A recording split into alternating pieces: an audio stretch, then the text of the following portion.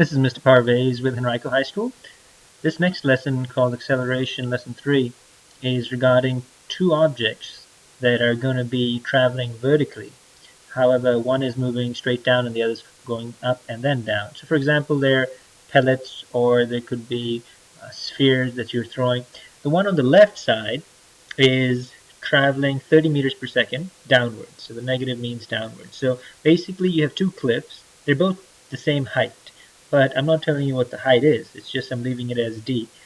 One of the spheres, or one of the pellets, is being thrown down with an initial velocity of 30 meters per second, so negative 30 meters per second. The other object, the other sphere or pellet, is being thrown up at 30 meters per second, so positive 30 meters per second. So the second pellet is going to go up. It's going to reach the top where its velocity is going to be 0, and then it's going to finally come down. Now gravity, of course, is impacting both from the same amount. Gravity is g.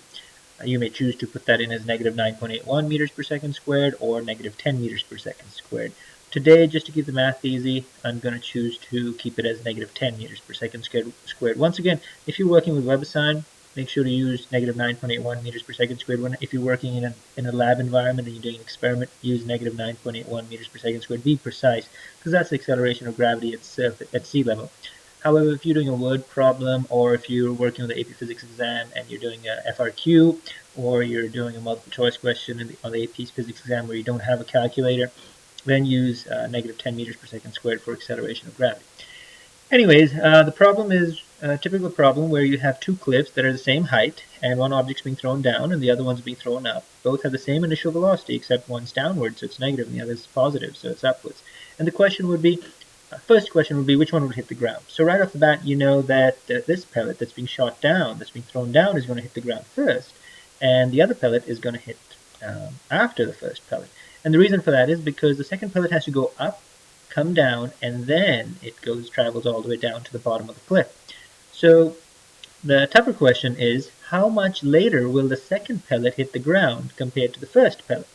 Well, to do that, you've got to ask yourself a question. What is causing the second pellet to hit the ground after the first pellet? And the answer to that is that the second pellet has to go up and then it has to come down. This is the additional time the second pellet is spending. This right here is the additional time that I'm highlighting in blue that the second pellet is spending in the air that causes its fall to be delayed compared to the first pellet. Everything else is identical to the first pellet, because you see when the second pellet is thrown up, it starts off at a velocity of 30 meters per second. 1 second later, of course, it's going to have a velocity of 20 meters per second, then 10 meters per second, then 0 meters per second.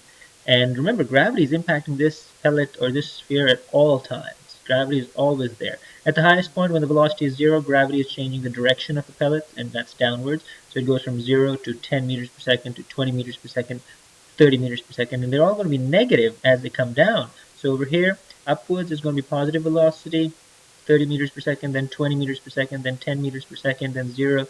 But as you come down, it's going to be negative 10 meters per second, negative 20, negative 30. The negative just means downwards. But the point I'm trying to make is that at this point, right here, when the pellet is exactly where it started off from, an identical position, its velocity is going to be negative 30 meters per second. So that means from this point all the way down, the second pellet is traveling identically to the first pellet. So the time the first pellet is going to spend in the air is going to be identical for the second pellet from this point all the way down. So the additional time is simply the time that's highlighted in blue. So if somebody asks you, how much later will the second pellet hit the ground? Basically they're saying is, find the time for the blue area, the blue shaded area. So the question comes up, how do you find the time for the blue shaded area? So ask yourself, what do you know about the blue shaded area? Well, first of all, you know that the initial velocity is positive 30 meters per second. Because we're just going to analyze the blue shaded area. And in the blue shaded area, this is the initial velocity. You know that for the blue shaded area, the final velocity is negative 30 meters per second. And most importantly, acceleration is the acceleration of gravity. So the acceleration of gravity, whether you want to write it as a or you prefer to write it as g, is negative 10 meters per second squared. That's how fast gravity is slowing down the pellet as it travels through the air. So if they ask you to find the time, you simply go back to your first 9 weeks material and you look at your kinematics equations. And the simplest one is the equation for acceleration. Final velocity is equals to acceleration is equals to final velocity minus initial velocity divided by time. So you're going to solve this equation for time by rearranging it to solve for t, and then you're going to plug in your values. Final velocity, I'm going to plug in negative 30. So negative 30 meters per second, and I'm going to run out of space, so sorry, this is going to get a little crowded, minus initial velocity. Initial velocity is positive 30 meters per second, and we're going to divide all of this by negative 10 meters per second squared. So negative 30 minus 30 is negative 60. Negative 60 divided by negative 10 is 6. So that means 6 seconds. It takes the second pellet 6 seconds to go up and come down in this blue shaded area. The remaining time is going to be identical to the first pellet. So the additional time the second pellet spends in the air, the second sphere spends in the air, is 6 seconds. 3 seconds going up, 3 seconds coming down. So the second pellet hits the ground 6 seconds after the first pellet.